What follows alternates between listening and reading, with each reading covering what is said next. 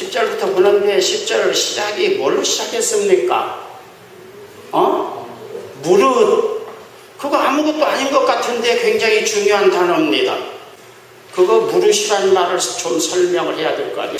그냥 우술이라고 생각하고 싹 떼어버리고 이건 본질이 아니다 그렇게 생각하는데, 이 무릇이라는 말이 상당히 중요한 말입니다. 이 호소스라고 하는 헬라어는 누구든지 어디든지 무엇이든지 뭐 이렇게 번역이 됩니다. 영역이 의지를 지배한다. 뭐 철학적인 말로 그렇게 헬라어를 이 단어를 말할 수 있습니다. 다시 말하면 어떤 영역 속으로 들어가면 내가 꼼짝달싹 못한다 이겁니다. 내가 서울 가려고 했는데 부산행 기차를 타버렸어요.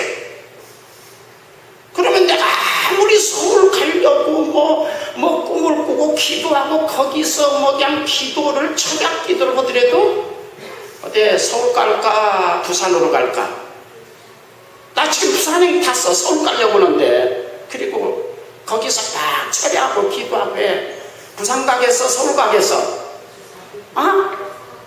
왜 대답 안 해? 기도를 빡세게 하면 기차가 빵 터나가지고 뭐 그런 일이 혹시 있을런지 모르겠어요. 그러나 어쨌든 간에 그래서 영역이 의지를 지배한다. 여기서 무릇이라고 하는 단어를 왜 썼을까요? 율법 안에 있으면, 율법 안으로 들어간 사람은 절대로 구원받지 못한다는 겁니다. 우리는 가끔가다 설교하는 사람들이 구약 성경도 성경이지 않아요. 그런데 그것에 대해서 초대교회 사도들은 구약 성경을 안 가질 수 없어요. 초대교회 성도들은 기록된 말씀이 구약뿐이 없었어요. 신약은 적어도 예수님이 돌아가신 지 30년, 40년 후에 기록되었기 때문이죠.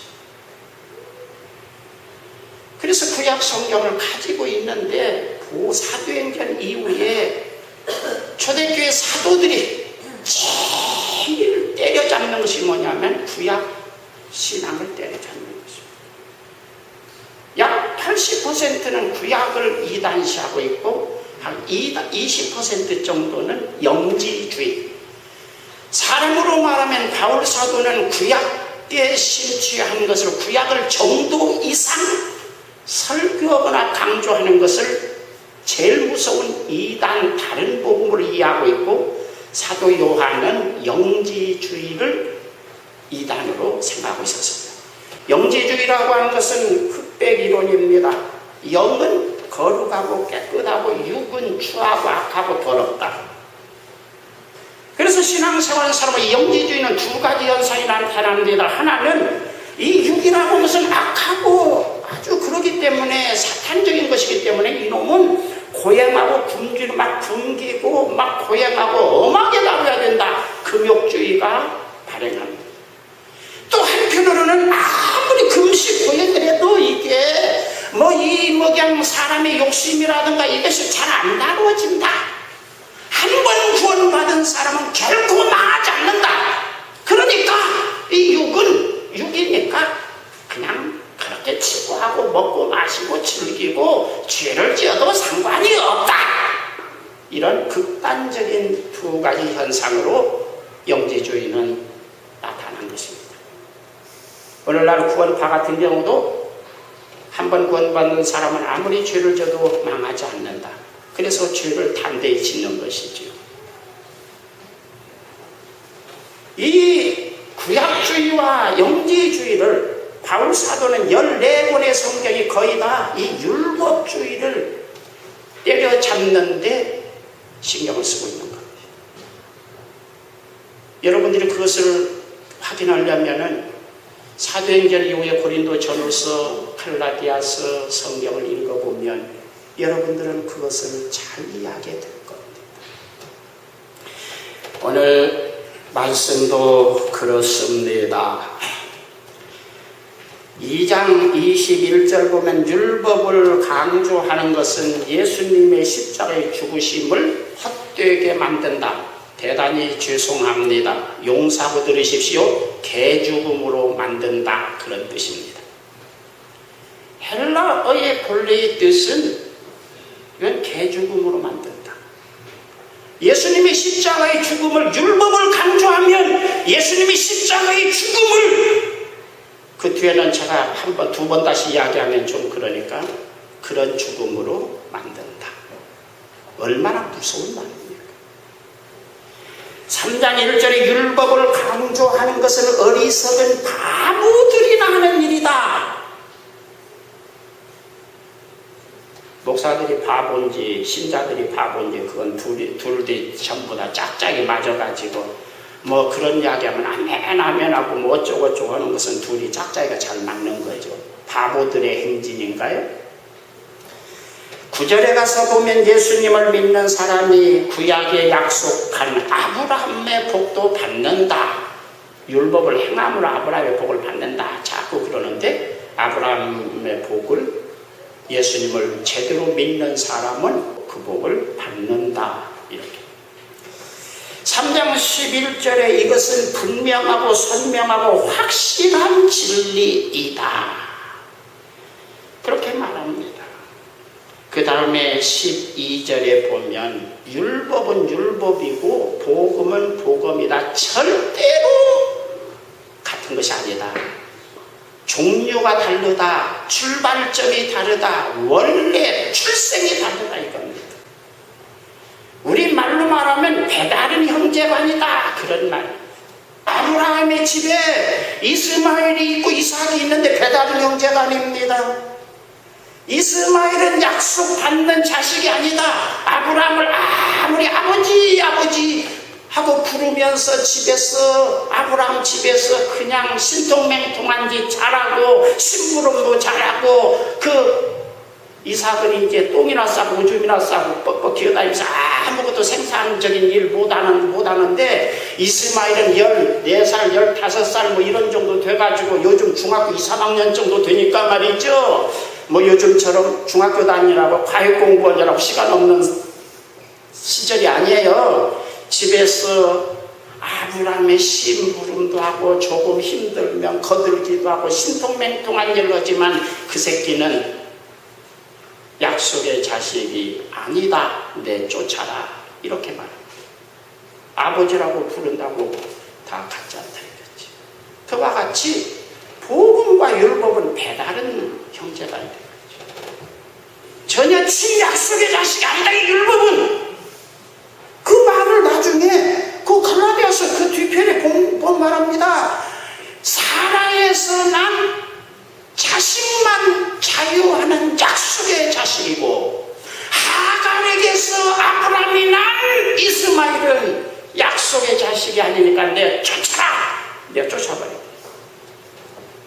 이방이랑 똑같다 이거지. 교회가 한 곳에 뿌리를 내리고 10년, 20년씩 막 사람들 모이게 하고 막 이 제도를, 이 보이는 교회를 막 크게 짓고 그 안을 채우려고 하다 보니까 막 그냥 전도하라, 기도하라 막 그냥 하는데, 그것은 막 성경을 들먹거리지만 성경 내용은 사실은 그것은 믿음하고 별로 배다른 동생이니까 전혀 뭐 연관이 없다고는 말할 수 없지만 정도 있게 아주 그 양식 있게 상식 있게 절제해서 그것을 사용하지 못하면 이것은 어둠이고 마귀의 자식이고 다른 복음이고 이런 식으로 막 몰아가는 거예요. 대강 이해를 하셨습니까?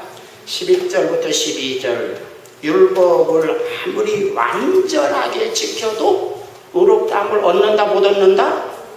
못 얻는다. 그러니까 지옥 간다.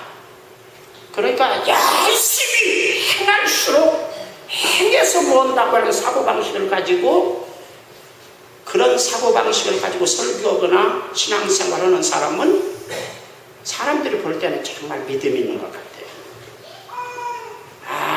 거룩한 것 같아. 그런데 하나님이 인정하는 의롭다함을 얻지 못한다. 지옥 간다. 그렇게 무서운 선언을 하고 있는 거예요. 오직 믿음으로만. 뭘 믿음이란 건 뭐예요? 내가 행한다는 거예요? 아니면 예수님이 내 대신 다 죄를 담당하시고 내 대신 죽으시고 내 대신 저주를 짊어지시고 이렇게 하셨다. 그러므로 예수님을 믿는 나는 예수님 안에서 말하자면 죄사함 받고 구원받는다, 의롭다함을 얻는다. 믿음이에요. 내가 행한다는 것을 먼저 강조하는 게 아니에요. 그 말씀을 지금 하는 겁니다. 11절을 좀 다시 한번 좀 보도록 하겠습니다. 거기 보면 의인은 무엇으로 살리라? 믿음으로 살리라. 그러니까 또 이렇게 해석하더라고요. 믿음을 가지고 행해야 된다, 지킨다, 그렇게 해석을 하는 분들이 많이 있더라고요. 그리고 신자들도 믿음으로 살리라. 그러니까 여기 믿음으로 살라고 그랬잖아. 살라고 무슨 뭐야? 지키고 행하는 것이지. 성경을 굉장히 정말 깊이 보면 전혀 그런 뜻이 아닙니다. 이 살리라 라고 하는 이 성경이 기록된 헬라어는 자우입니다.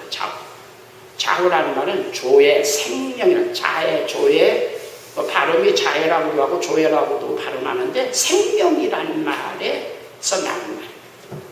그러니까 이 자우라는 말은 생명의 나타남, 이렇게 번역할 수 있습니다. 조해라고 하는 말에 어떤 그 생명이, 내 속에 생명이 있다면 뭐가 나타날까요? 근데 생명이 있으면 가만히 있어도 나타나나요? 안 나타나나요? 숨 쉬어 안 쉬어? 그 사람 맥 뛰는지 안 뛰는지는 모르지만 손을 딱 갖다 대면 맥이 팔딱팔딱 뛰어 안 뛰어? 생명의 나타남입니다. 또 눈을 뜨고 있으면 가만히 눈을 보세요. 이 사람이 그냥 가만히 있는 것이 아니라 조금 있으면 깜빡깜빡해요, 눈을. 그 살아있는 생명의 나타남입니다. 죽은 사람 눈 깜빡깜빡 할까 안 할까? 그냥 있어. 이와 똑같습니다. 제가 어렸을 때에 한 초등학교 다닐 때쯤에 쌀이 울타리, 그 당시에는 시골의 울타리가 쌀이 울타리로 했어요. 나뭇가지 비어다가 산에서. 울타리 거기 보면 여름에 잠자리가 날라다가 딱 거기 앉으면은, 자, 초등학생들 어떨까요? 야, 잠자리 잡자, 잠자리. 그래가지고 고양이 걸음으로 살금 가서 지금 잡을까 말까. 그러면요, 정말 그 잠자리가 보는지 안 보는지는 모르지만 고개를 한번 합니다. 그러면요, 잡을까 말까 하는데요, 가만히 쳐다보고 있으면은 잠자리 뱃대기가 빨딱빨딱 그런 거 보셨을 거예요. 우리 문미수 집사님 보셨습니까? 잠자리 잡은? 옛날에 잠자리, 요즘 저 도시에 사는 아이들은 뭐 잠자리 뭐 구경도 못했을는지 모르겠죠. 그러나 잠자리 잡으러 가까이 가면 가만히 이놈을 살살 가면 그놈이 정말요, 숨이 빨딱빨딱 한다 그 말이에요. 가만히 있는 것 같아도 나 살아있어. 자기의 그 살아있을 자기의 생명이 자기를 가만히 있는 거예요. 나를 잡으러 저놈이 오는구나. 거기를 한번 가다가 내가 눈치챘어. 그러면서 숨을 죽이고 있는 것 같아도 깔딱깔딱 한단 말이에요. 여러분, 개구리 보세요. 개구리가요, 팍 뛰어가지고 가만히 눈을 감아가고 가만히 저놈이 있다고 생각하는데, 숨어 있다고 생각하는데 어떻게 해요? 배가 뻘뻘뻘뻘 하던가 안 하던가요? 개구리 못 본 사람은 뭐 말할 수 없지. 생명의 나타남. 말하자면 예수님을 믿고 구원받고 영생을 얻은 사람은 생명이 나타나는 그것이, 그 생명의 나타남이 예배로 표현되는 것이고, 그 생명의 나타남이 기도로 표현되는 것이고, 그 생명의 나타남이 충성이나 봉사로 표현되는 겁니다. 뭘 그냥 충성을 해야지, 해야 복 받는데, 안 하면 그냥 복 받지 못한데 뭐 그냥 30배, 60배, 100배 준대. 이건 어디 속으로 들어간 거예요? 율법 속으로 들어간 거예요. 그런데 이 신자를 다루는데 이 30에 60 받으려면 해. 그러면 국물도 없다 이 자식아. 사람 다루기 얼마나 좋아요. 그러다 보니까 자꾸 그런 이야기를 하는데 성경은 하나님의 생명이 내 속에 오면 믿음으로 살리라 그 말은 예수님을 믿고 구원받고 영생 얻어서 하나님의 자녀가 되고 하나님의 생명이 왔으면 그 생명이 깔딱깔딱깔딱 나타난다. 그 나타남이 예배입니다. 예배를 드리는 그 나타남이 기도입니다. 그 나타남이 충성하고 봉사입니다. 뭐 복이고 뭐고 그런 이야기를 거기다 붙일 틈이 없어요. 그래서 너희는 먼저 그의 나라 그의 구하라 그리하면 이런 것은 덤으로 네가 달라고 하지 않으면 덤으로 내가 다 준다. 그렇게 믿기를 바랍니다. 그래서 11절은 보면 영생 얻은 사람 구원 얻은 사람은 그 생명의 깔딱깔딱거림이 예배 드리는 것으로 나타나고 헌금하는 것으로 나타나고 기도하는 것으로 나타나고 전도하는 것으로 나타나고 가정에서 자녀를 키울 때 나타나고 직장생활에서 직장 생활할 때 그것이 표현된다. 뭐 그냥 복 받고 뭐고 그런 것이 아니라 저절로 생명이 나타나. 그런 뜻입니다. 잘 이해하셨습니까? 요한복음 3장 16절 19절 유명한 말씀이죠. 하나님이 세상이처럼 사랑하사 독생자 주셨는데 누구든지 저를 믿으면 영생 얻는다. 하나님께서 독생자를 이 세상에 보내신 것은 우리 죄를 그냥 율법적으로 너 죄 있냐 없냐 이거 따져가지고 막 심판하고 벌 주고 막 그렇게 하려고 보내신 것이 아니라 무조건 예수님을 믿으면 용서하고 영생을 얻게 하려고 예수님을 보내셨다. 그게 심판이라는 것입니다. 심판이라는 것은 율법을 적용해서 옳으냐 그러냐 맞느냐 틀리냐 막 까락까락 따지고 너 이거 왜 했냐 안 했냐 이것을 따지기 위해서 예수님을 보내신 게 아니다 이 말이죠. 이게 복음이에요. 이게 기독교입니다. 사도들이 말하는 기독교입니다. 그런데 우리는 그 복음이 그냥 군더더기가 너무나 많이 붙어가지고 변질이 되다 못해서 이제는 기독교회는 교회인데 복음이라고 말한다는 것은 조금 어려운 그런 지경에 우리는 가지고 있습니다. 그래서 여기에 이 요한복음 3장 19절에 가서 보면 뭐라고 말했느냐 하면은 그 정죄는 이것이니 곧 빛이 세상에 왔으되 사람이 자기 행위가 악함으로 빛보다 어둠을 더 사랑했다. 예수님을 안 믿고 자꾸 율법 뭐 그냥 뭐 행한 막 지금 대제사장이나 서기관 바리새인들이 자꾸 율법을 행하고 어쩌고 막 그런 이야기 하는 것은 그놈이 악한 놈이기 때문이죠. 빛에 속하지 아니한 어둠에 속한 일반 불교인 어둠에 선에도 어둠에 속한 것처럼 일반 종교인에 속한 것이고 마귀 자식 어둠에 속하기 때문에 그런 짓거리를 하고 있다. 요한복음 3장 16절 그 뒤에 그렇게 말씀했습니다. 이것은 갈라디아서 로마서를 이야기 아니라 지금 요한복음 사도 요한의 복음을 지금 이야기할 때도 그렇게 되어 있습니다. 그래서 율법이라고 하는 건 구약이라고 하는 것은 제가 가끔 이야기합니다. 부뚜막에 소금만큼이나 사용해야 된다 이거죠.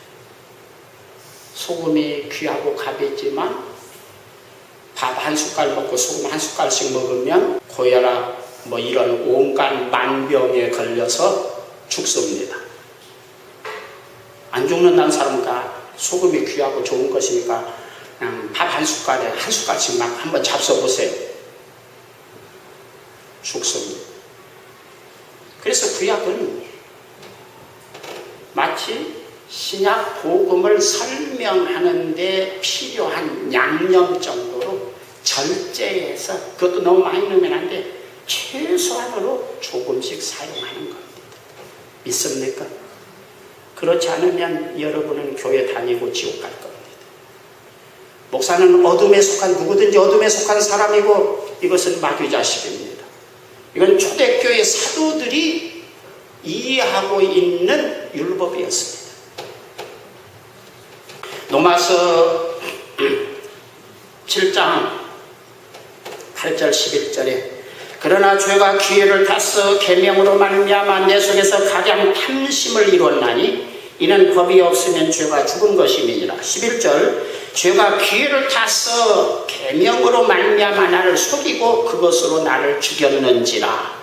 11절에 죄가 기회를 타서 우리 속에서 역사에서 나를 죽였다. 죄가 기회를 타서, 그 기회라는 말이 헬라어에서 아폴메라고 하는 이 말, 우리말로 기회라고 번역해주면 이 말은 출발점이라고 하는 뜻입니다. 보통 헬라어에서 그냥 단순하게 생각하면 출발점입니다. 시작점입니다. 죄가 무엇을 출발점으로 해요? 계명을 출발점으로 해서 우리를 속여서 로마서 7장 8절에 우리 속에서 각양 탐심을 성취하게 만든다. 다시 말하면 뭐냐 말이냐, 이 하나님 말씀을 잘 지키면 30배, 60배, 100배 하나님 축복하신다. 30배, 60배, 100배 축복하신다는 것이 믿음일 수도 있지만 뭐예요? 내 욕심이잖아요. 그래서 죄가 출발점을 어디에다 두느냐 하면은 계명을 출발점으로 해서 구약에 있는 성경 말씀 계명을 출발점으로 해가지고 막 하나님의 이름을 들먹거리고 축복받고 성공하면 하나님의 영광을 어쩌고 들먹거리게 해서 막 더 욕심쟁이가 되고 더 악질이 되게 만든다. 이것은 죄가 우리를 속이는 것이다. 원죄입니다. 우리 속에 있는 원죄입니다. 로마서 8장 말하자면 육신의 생각, 영의 생각, 육신의 생각은 죽는 것이고 영의 생각은 생명과 평안이라, 그런 말씀의 배경이 되는 말씀. 우리는 신앙생활을 할 때 이 기독교 복음과 이 율법에 그냥 뒤죽박죽 막 짬뽕처럼 뒤죽박죽이 됐어요. 그거 잘 골라내지 않으면 교회가 이게 교회인지 구원이라고 하는 말 공하게 떠들기만 하는 그런 교회가 되고 마는 것이죠. 한번 여러분에게 물어보겠습니다. 갈라디아는, 갈라디아서는 바울 사도가 썼다. 어디에 보낸 편지요? 갈라디아 교회에 보낸 편지다. 그럼 갈라디아 교회는 누가 세웠나? 바울 사도가 세웠어요. 바울 사도가 개척해서 상당히 교회 체제가 갖춰진 다음에, 야, 나는 다른 데 전도하러 갈 테니까 네가 좀 맡아서 목회해라. 그러면 어디 아무나 데려왔을까요? 바울 사도가 그래도 믿을 만한 사람 맡겼을까요? 믿을 만한 사람 맡겼는데 불과 1년여 만에 갈라디아 교회가 이렇게 된 겁니다. 이 교회라는 것이, 교회 부흥이라는 것이 목사를 아주 눈을 뒤집히게 만드는 겁니다. 복음이고 율법이고 난 그런 거 몰라. 그냥 교회만 많이 모이면 돼. 뭐 이런 식으로 막 만들어내 겁니다. 그리고 신자들은 막 성경 보게 하나님의 말씀. 지금 구약도 성경 하나님 말씀이에요. 지금 바울 사도도 지금 자기가 세운 교회에서 자기가 세운 후임자 1년여 만에 되돌아보니까 이게 순 엉터리같이 되어가지고 불과 이게 문제가 생겨서, 그러면 이 갈라디아 교회 목사는, 목회자는 그냥 계속해서 율법만 이야기했을까요? 아니면 복음을 들먹거렸을까요? 바울 사도가 믿고, 야, 네가 좀 맞더라 그랬는데 그 갈라디아 교회 목회자가 그냥 맞자마자 그냥 구약 성경 율법 막 그냥 행함으로 막 그런 이야기만 했을까? 아니면 복음을 이야기했을까? 복음을 이야기 처음에 했는데 가다 보니까 그것 가지고 교회가 안 되는 거예요. 믿음으로, 율법은 행함으로 뭔가 전도도 하고 기도도 하고 막 헌금도 하고 충성도 하고 봉사도 하고 막 지키고 막 거짓말도 안 하고 막 뭐 이게 행함으로 간 거니까 얼마나 뭐 교회가 좋은지 몰라. 신자들 그냥 눈이 번쩍번쩍 해가지고 막 뭘 하고. 그런데 믿음의 복음 가지고 오니까 이게 목회가 안 되고, 그러니까 자연히 자기도 모르게 자꾸 그런 식으로 돌아가는 것이죠. 그래서 한 1년여 후에 지금 바울 사도가 갈라디아 교회에서 떠난 지 1년 한 반 만에 이 갈라디아서를 썼다고 이해하고 있는 거예요. 1년 반 만에 완전히 쫑나버린 거예요. 바울 사도가 그냥 눈을 새파랗게 뜨고 직접 교회를 개척하는 것도 이게 안 된다 이거죠. 이게 쉬운 일입니까 오늘날?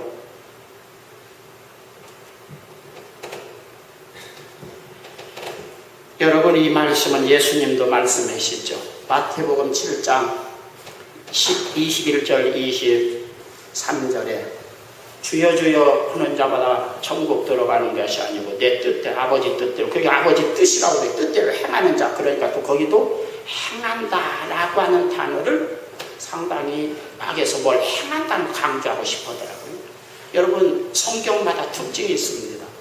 마태복음 누구에게 누가 썼어요? 마태가 썼는데 누구에게 보낸 편지냐면 유대인들을 대상으로 해서 전도하기 위해서 쓴 편지입니다. 유대인들은 구약 성경에 중독된 사람인데 갑자기 전혀 이 율법에 중독된 사람에게 예수님 이야기를 직접적으로 할 수 없으니까 반절은 구약적이고 반절은 복음적입니다. 그래서 절충하고 있는 겁니다. 내 방에 여기서 우리 교회에서 당회장실 있는 3층 내 사무실에 올라오려면 껑충 뛰어 올라올 수 있어 없어? 계단이 있어야죠. 계단을 놓는 것이 구약에서 신약에 계단을 놓은 것이, 다리를 놓은 것이 마태복음입니다. 그렇게 이해하지 않으면 이 성경은 모순이 생겨서, 신학에 모순이 생겨서 성경이 제대로 해석되지 않습니다. 뭐든지 모순이 생기면 틀린 겁니다.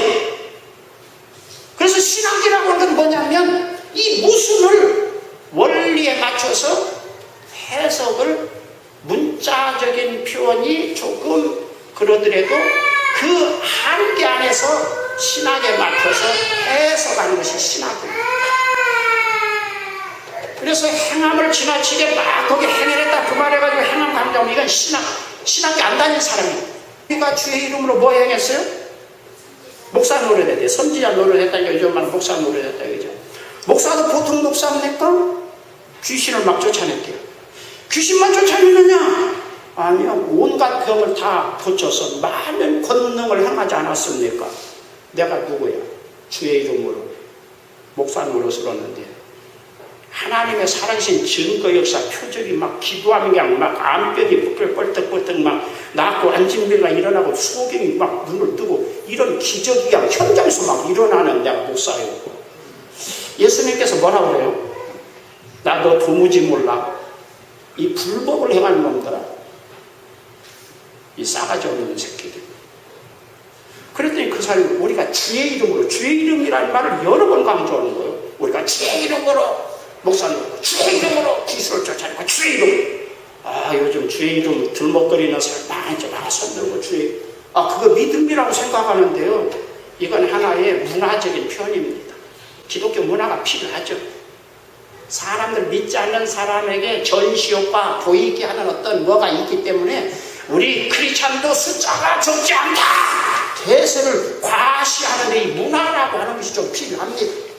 그래서 예수님에서 모여가지고 구원 받았든지 안 받았든지 간에 하면은 예수님 믿는 사람이 무지무지하게 많네. 그러나 진짜 가짜를 따지면 성경은 그 문화적인 어떤 기독교인하고 제대로 된 구원받는 사람하고 지금 따지고 있고. 불법이라는 말, 아노미아, 옛날에 강원영 목사가 있을 때 그분이 농객이거든요. 그분의 책을 내가 몇 번 읽었는데 그분이 제일 많이 사용하는 단어가 아노미 현상이라는 말을 많이 쓰더라고요. 여기 헬라어 불법이라는 말이 아노미아라는 말, 아노미아. 아노미아라는 말은 무슨 말이냐면 아주 초법적인, 그냥 법을 어기기를 그냥 아주 상습적으로 하는 거야. 그게 초법적인 존재예요. 그냥 법이라는 거 그냥 내 마음대로 하는 거지 무슨 법이야. 이게 그냥 코에 걸면 코걸이식으로 이 성경이 막 어떤 경우는 그런 경우 해답을 막 지 마음대로 하는 게 아주 초법적인 아노미 현상이에요. 그래서 예수님께서 그렇게 내가 주의 이름으로 귀신을 쫓아내고 주의 이름으로 목사노릇 그러니까 거기에 불법이라고 하면 아노미야. 네가 얼마 내 위에 있냐? 네 마음대로 내가 규정한 만큼만 해야 되는데 그냥 막 네 마음대로 해. 이 불법을 행하는 아노미야. 지옥이나 가고 그렇게 말했다 이거죠. 13절로 들어갑니다.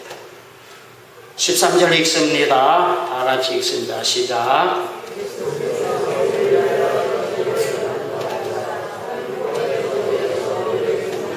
자, 속량하셨다. 거기 속량이라는 말은 어떤 사람이 자기 아들을 잃어버렸는데 나중에 보니까 인신매매꾼이 자기 아들을 잡아다가 노예로 팔아먹었다. 뭐 고소하고 뭐고 이런 것도 중요하지만 그 아버지는 우선적으로 해야 될 일이 뭐예요?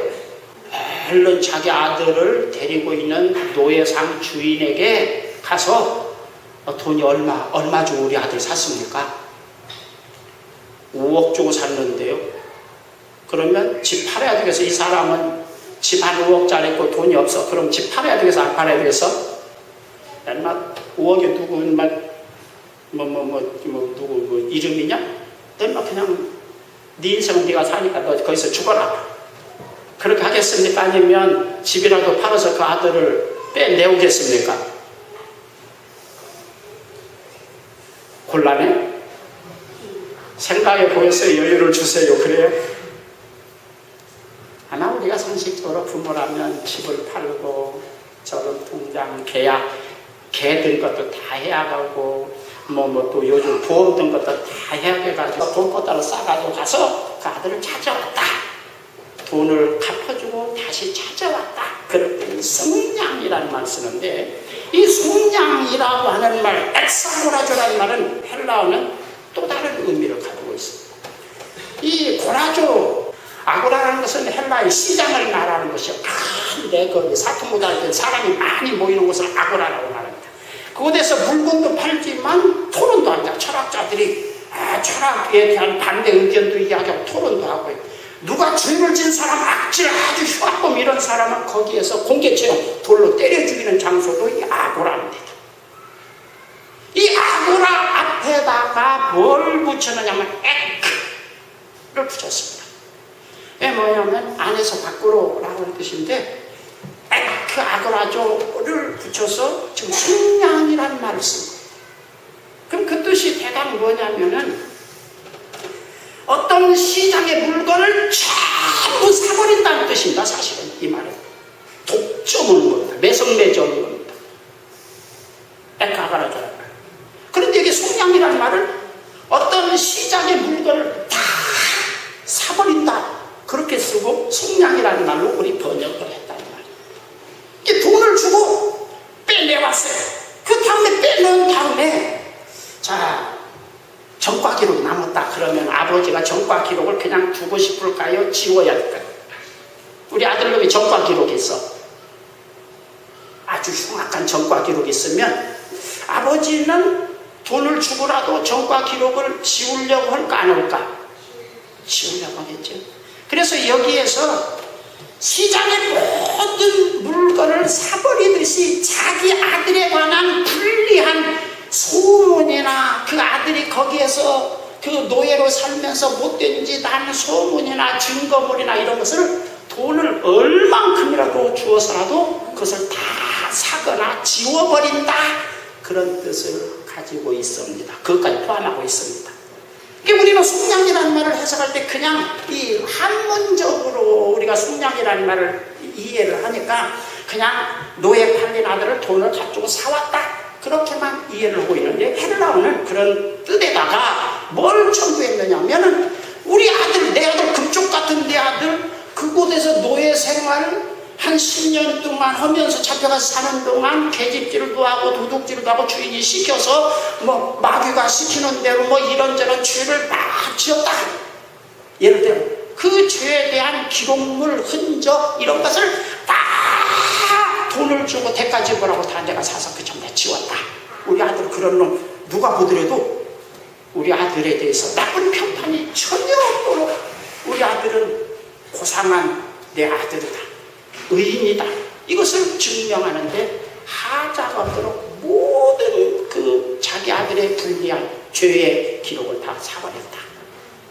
그래서 그 아고라조 이렇게 사용한 겁니다. 우리가 구원받는다는 거 예수님을 믿고 구원받아 죄사함을 받는다는 것은 말하자면 하나님 내가 잘못했습니다 용서해 주세요 그 죄만 용서하는 것이 아니라 내가 예수님 믿기 전에 내가 마귀 악제비 하수인이 되어서 모든 온갖 죄를 진 그 흔적까지도 다 예수님의 십자가의 보일로 지워버리고 없애버렸다.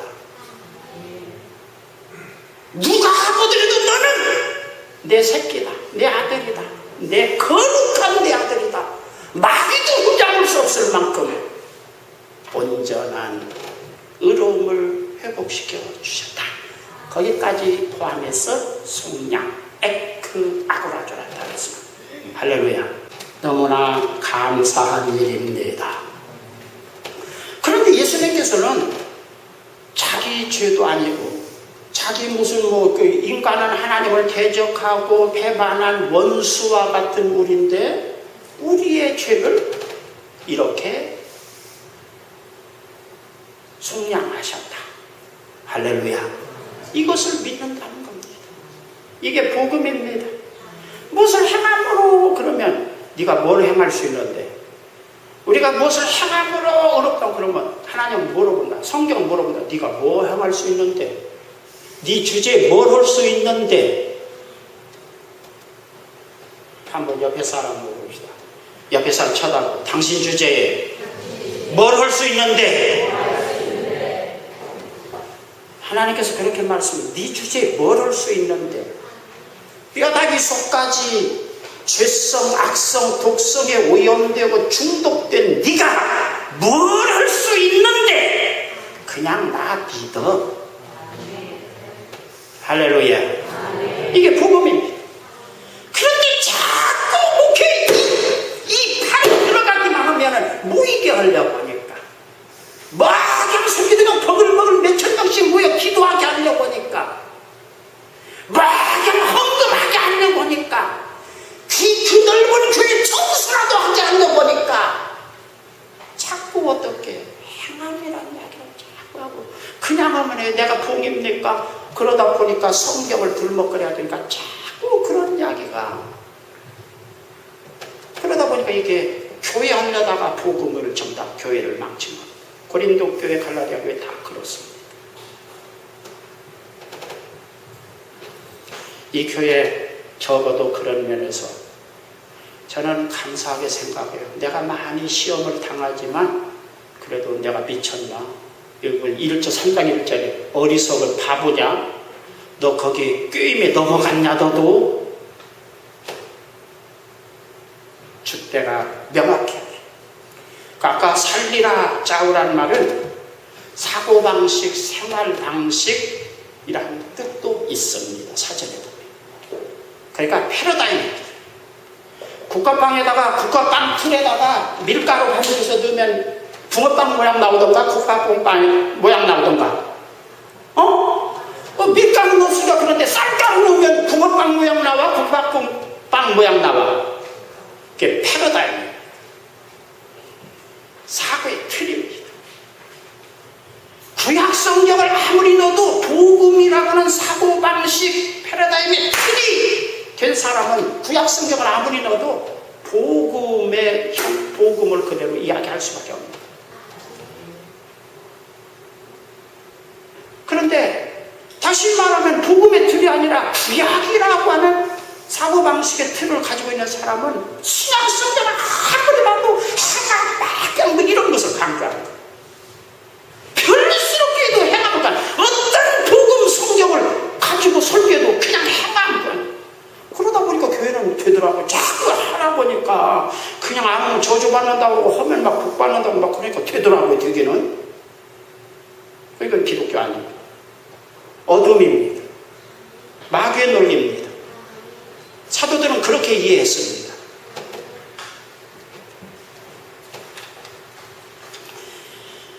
오늘 예수님을 믿고 구원받은 사람 이거 해야죠. 뭐 하기는 해야 됩니다. 그런데 이제 하는 것은 어떻게 해요? 믿음으로 살리라. 그러니까 그 좌우라는 말 생명이 오면 생명이 우리 속에서 깔딱깔딱 나타난다 이겁니다. 어때요? 개는 생명이 막 막 나타나면 나타날수록 뭐든가요? 똥 찾아다니는 거예요. 막 그냥 휘젓고 다닌다. 더운 줄도 모르고 헥헥거리면서. 그러나 사람은 어때요? 사람 다움을 생명이 나타날수록 사람 다움이 표현되는 겁니다. 성도는 구원받은 사람은 그 생명이 나타나 하나님의 생명이 내 속에서 나타나. 그러므로 거룩이 저절로 드러나는 것입니다. 할렐루야. 다만 우리가 신앙생활 때 어떤 지침을 주는 이건 죄다, 이건 뭐다. 하나님의 뜻을 아직 어리면 말 배울 때, 야 이거 엄마가 누구야 여기?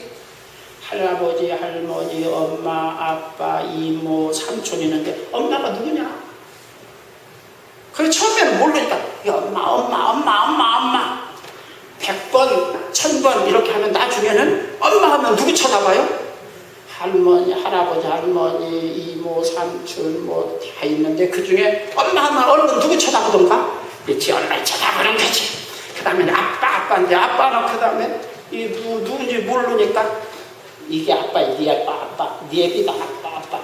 한 100번, 1000번 하면 나중에는 아빠 하면 얼른 그와 같은 어떤 분별력, 기호를 익숙하게 하기 위해서 우리에게 교육이라는 것들이 필요하지만 기독교에 있어서 무엇을 해야 한다 이것을 다 강조하면 벌써 율법은 복음에 속한 것이 아니다.